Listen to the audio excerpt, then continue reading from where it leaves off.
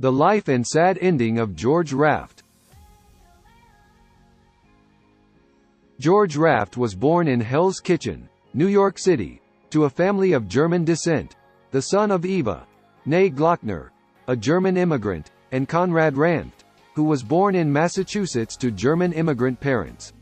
His parents were married on November 17, 1895, in Manhattan. George's elder sister, Eva, known as Katie, was born on April 18, 1896. Raft's grandfather had immigrated from Germany, and worked on merry-go-rounds and prospected for gold. His father worked in carnivals before settling in New York. Most obituaries cited Raft's year of birth as 1895, which the actor had stated was correct when he appeared on The Mike Douglas Show, 7 months prior to his death. However, Raft is recorded in the New York City Birth Index as having been born on September 26, 1901, in Manhattan as George Raft, although Raft is likely a mistranscription of Rand. The 1900 census for New York City lists his elder sister, Katie, as his parents' only child, with 2 children born and only 1 living. On the 1910 census, he is listed as being 8 years old. Raft grew up on 41st Street and worked as an errand boy and a fish wrapper after school. His parents sent him to live at his grandparents' house on 164th Street. He left school at the age of 12, and left home aged 13. He worked as an apprentice electrician for a year, then boxed professionally for 2 years from age 15 onwards. As Dutch Raft, he had 14 bouts, 9 victories, 3 defeats and 2 draws.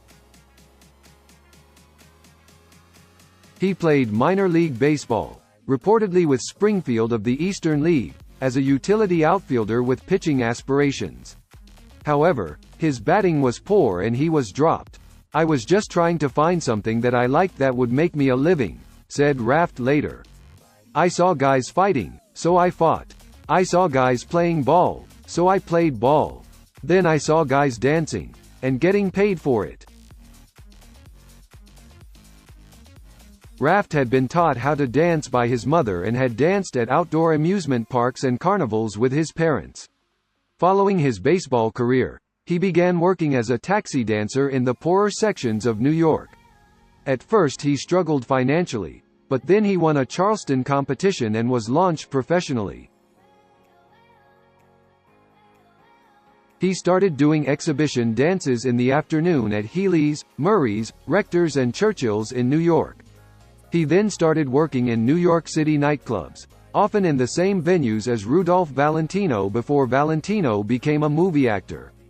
He had a notable collaboration with L.C. Pilser. A May 1924 review in the Variety magazine called him gifted. "I could have been the first X-rated dancer," he said later. "I was very erotic. I used to caress myself as I danced. I never felt I was a great dancer. I was more of a stylist, unique. I was never a Fred Astaire or a Gene Kelly, but I was sensuous." Raft toured with his dancing and helped popularize the tango in Paris, Vienna, Rome, London and New York. He had a great success as a dancer in London in 1926, and the Duke of Windsor was an ardent fan and supporter. Fred Astaire, in his autobiography Steps in Time, 1959, says Raft was a lightning-fast dancer and did the fastest Charleston I ever saw. A September 1926 edition of Variety spoke of Raft's reputation as the best Charleston dancer in New York. Raft became part of the stage act of flamboyant speakeasy and nightclub hostess Texas Guinan at the 300 Club, also producing some of her shows. His success led him to Broadway, where he again worked as a dancer. His stage performances included The City Chap, October 1925, with music by Jerome Kern, Gay Paris, Madhattan, Palm Beach Nights, also known as No Foolin', and Padlocks of 1927. He was called the fastest Charleston dancer. Raft later made a semi-autobiographical film called Broadway, 1942, about this period, in which he plays himself and worked on the Paramount public circuit, performing in stage shows that were presented before movies. Oni Madden told him he ought to be in movies, and Raft decided to try it after being threatened by the husband of a woman he had been seeing. In 1927, Raft relocated to Hollywood. It took him a while to establish himself, and he danced in clubs to pay the bills. In October 1928, he appeared in a stage show presented by Texas Guinan called Nightclub. The Los Angeles Times said Raft scores a tremendous individual hit. Variety said Raft appeared at the climax when he came to the front and did his eccentric dance routine, which he climaxed with the hottest black bottom ever. He goaled the audience, being the big punch of the show. Raft married Grace Mulrooney, 1902 to 1970, in 1923, long before his stardom.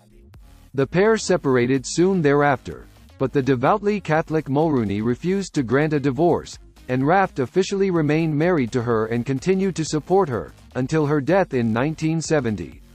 A romantic figure in Hollywood, Raft had love affairs with Betty Grable, Marlene Dietrich, Tallulah Bankhead, Carole Lombard and Mae West.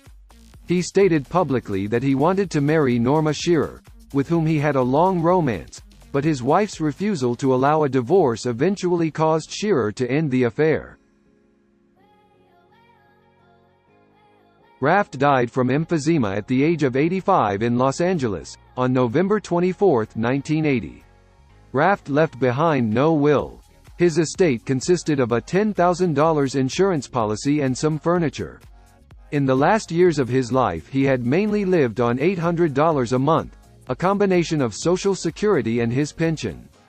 He was interred in Forest Lawn, Hollywood Hills Cemetery in Los Angeles. Raft's personal effects, wardrobe, etc., were sold by means of a simple classified advertisement, listing the lot for $800 in Hemmings Motor News in the fall of 1981.